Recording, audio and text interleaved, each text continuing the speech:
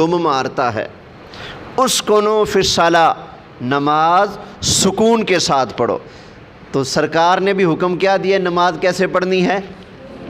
نماز کے اندر سکون اختیار کرنا ہے، اس طرح بار بار ہاتھ اٹھانے بولیے نہیں۔ اور قرآن بھی کیا کہتا ہے نماز کیسے پڑھنی ہے؟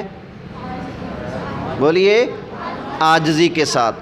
اور جو 18واں پارہ شروع کرو، پہلی آیت پڑھو، قد افلح آگے الذین ہم فی صلاتہم خاشعون، مومن کامیاب ہو گئے، مراد کو پہنچ گئے، وہ جو اپنی نمازوں میں خشوع خضوع کرتے ہیں۔ تو یہاں پر خشوع خضوع کا معنی کیا ہے؟ صحابی رسول حبر امت حضرت عبداللہ بن عباس رضی اللہ تعالی عنہ ارشاد فرماتے ہیں الذین ہم فی صلاتہم خاشعون کا مطلب یہ ہے کہ وہ لوگ کامیاب ہو گئے جو نمازیں آرام سے پڑھتے ہیں، نماز میں ہاتھ نہیں اٹھاتے، نماز میں ہاتھ نہیں اٹھاتے۔ خیر، اللہ کیا فرماتا ہے کیسے نماز پڑھنی ہے؟ عاجزی اور انکساری کے ساتھ۔ وہابی آپ کو پکڑے نا تو آپ ان کو پکڑ لیا کرو، آپ کہنا بھائی یہ قرآن کیا کہہ رہا ہے، نماز کیسے پڑھو؟ اور تمہارا ایک پاؤں مشرق میں جا رہا ہے، مغرب میں جا رہا ہے، سینہ ایسے نکل کے کھڑا ہے جیسے تم کسی کو ڈرانے آئے ہو یا پتہ نہیں نماز پڑھنے آئے ہو، دھکے سے معافی مانگنے آئے ہو یا اللہ کی بارگاہ میں رو رو کر بخشش کا ترلا کرنے آئے ہو، کوئی فرق تو نمایاں ہونا چاہیے نا۔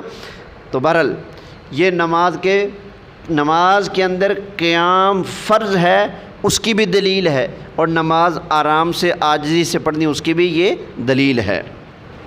پارہ کون سا ہے؟ دوسرا، ٹھیک ہے، توجہ ہے، سبحان اللہ کہہ لیں محبت سے۔ آگے چلتے ہیں جی، اب آگے حدیث مبارکہ سن لیجئے۔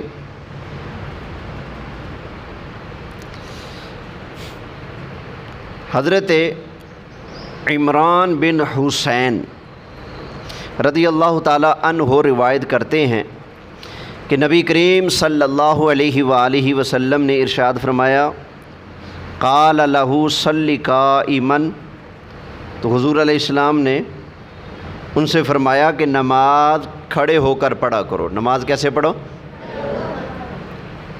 قال لہ صلی قائما، نماز کیسے پڑھو؟ کھڑے ہو کر پڑھو۔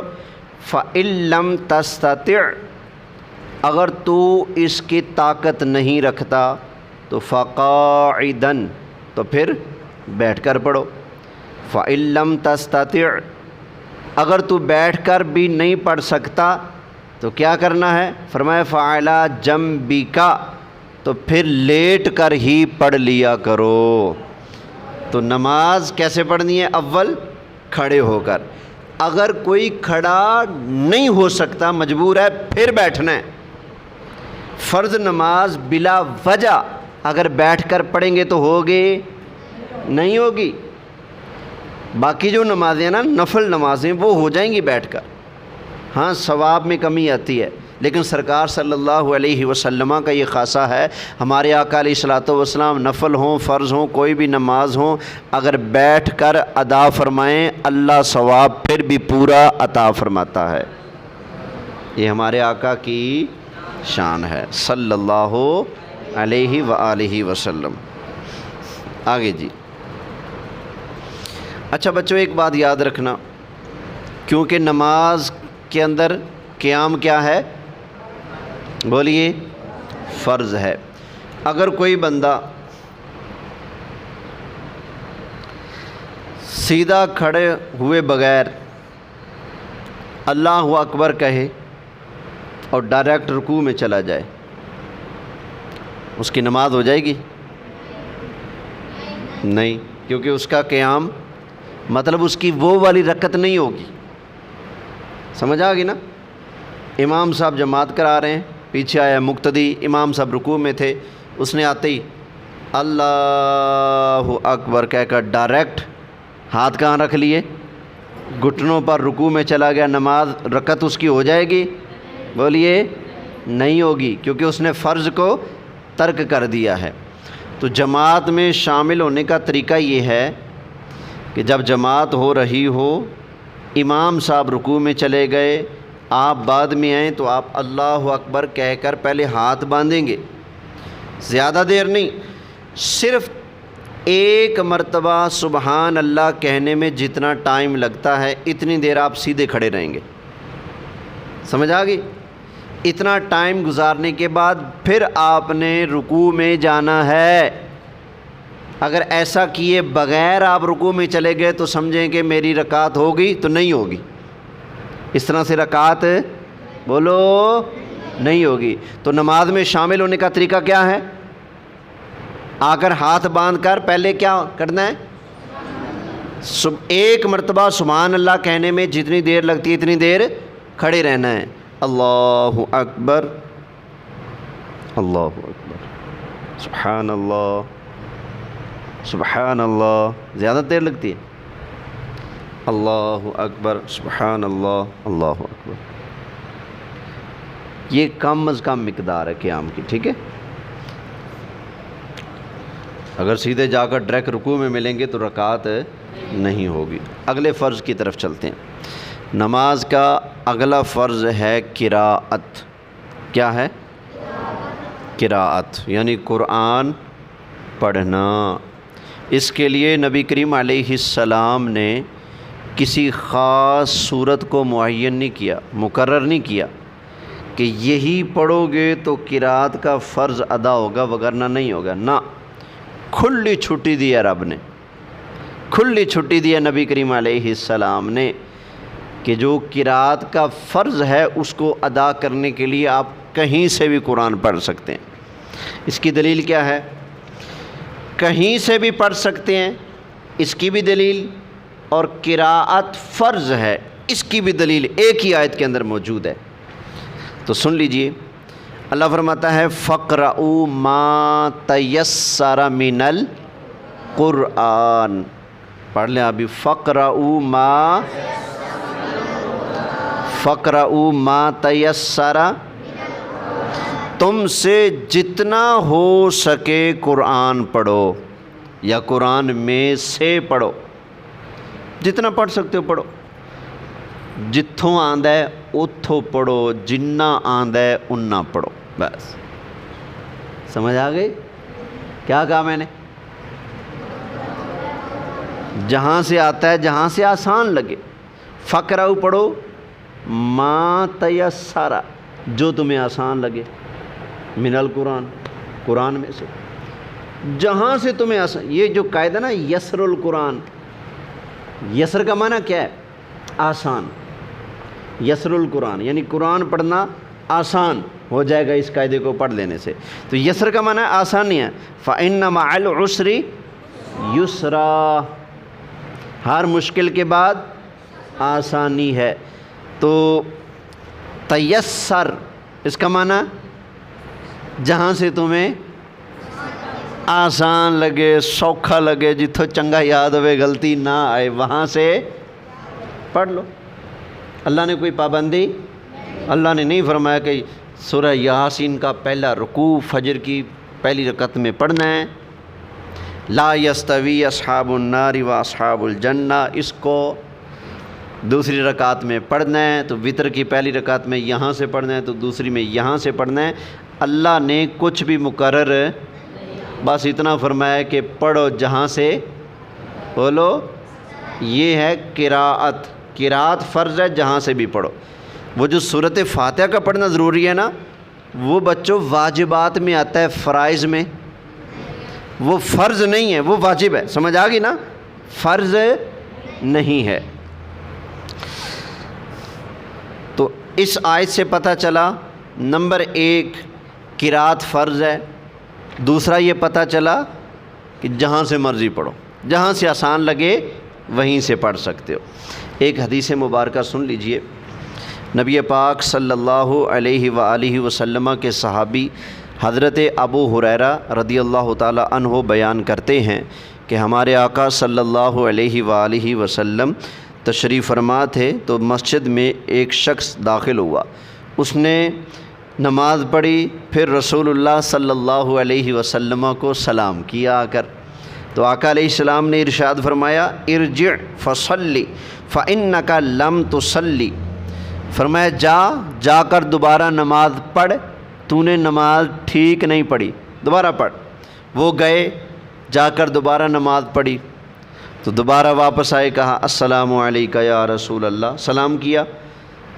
آپ علیہ الصلوۃ والسلام نے جواب دیا، فرمایا دوبارہ جا نماز پڑھ، تو نے نماز صحیح نہیں پڑھی۔ وہ پھر گیا، پھر جا کر اس نے نماز پڑھی، پھر آیا، یا رسول اللہ السلام علیکم، جواب دیا، پھر فرمایا کہ تو نے نماز صحیح نہیں پڑھی، ابھی دوبارہ جا۔ وہ پھر گئے، دوبارہ جا کر پھر نماز پڑھی۔ اب جب پھر آئے، سلام کیا، فرمایا تو نے نماز صحیح نہیں پڑھی، دوبارہ پڑھ۔ کیا کر؟ دوبارہ پڑھ۔ تو اس نے عرض کی یا رسول اللہ مجھے اس سے اچھی پڑھنی نہیں آتی، آپ مجھے سکھا دیں میں کیسے نماز پڑھوں، مجھے اس سے اچھی پڑھنی نہیں آتی، آپ سکھا دیجئے۔ تو اب نبی پاک صلی اللہ علیہ وآلہ وسلم نے ارشاد فرمایا،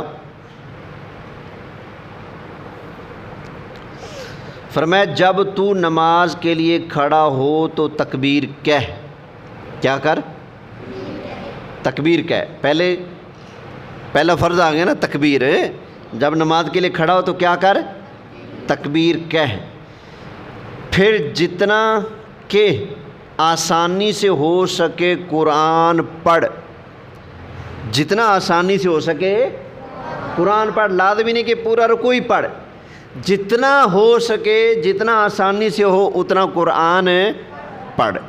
پھر کیا فرمایا؟ پھر رکوع کر۔ رکوع کس طرح کرنا ہے؟ حتیٰ کہ رکوع میں تو مطمئن ہو جائے، سکون سے رکوع میں کھڑا ہو جائے۔ ایسا نہیں کہ رکوع میں یوں گئے اللہ اکبر سبحان ربی العظیم سمی اللہ علیہ الحمد ربنا لک الحمد اللہ اکبر، اس طرح آنا جانا نہیں کرنا۔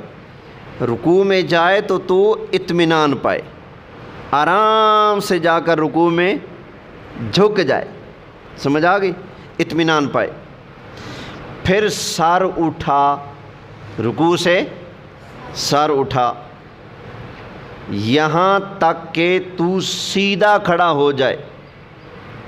رکوع سے کیسے کھڑا ہونا ہے؟ سیدھا کھڑا ہونا ہے۔ تو یہ جو لوگ جو سیدھے ہوتے ہی نہیں ہیں رکوع میں گئے ہوئے ہیں، سمیع اللہ لمن حمدہ، اللہ ہیں، کمر سیدھی نہیں کرتے۔ یہ رکوع سے جب کھڑا ہونا ہے تو سیدھا کھڑا ہونا کہ آپ کا جسم ایک جگہ ساکن ہو جائے، قرار پائے، مطمئن ہو جائے، یہ واجب ہے۔ سمجھ آ گئی نا؟ تعدیل ارکان اسے کہتے ہیں نا۔ تو ان چیزوں کا لحاظ رکھنا ہے۔ تو رکوع جب کرنا ہے تو آپ کی کمر بالکل رکوع میں جا کر جھک کر ایک جگہ ٹھہر جائے، پھر تسبیحات پڑھنی ہے۔ جب اٹھنا ہے رکوع سے تو بالکل سیدھے کھڑے ہونا ہے، اللہ اکبر کہتے ہوئے کھڑے ہونا ہے، اور کھڑے ہونے کی حالت میں کہنا ہے سمع اللہ لمن حمدہ ربنا لک الحمد۔ یہ دونوں چیزیں اس وقت کہنی ہے جب آپ بالکل سیدھے کھڑے ہوں گے۔ اس کے بعد اللہ اکبر کہہ کر سجدے میں جانا ہے۔ تو حضور علیہ السلام نے ان کو یہ فرمایا کہ تو رکوع سے کھڑا ہو تو سیدھا کھڑا ہو تو کیا پائے؟ اطمینان پائے۔ آگے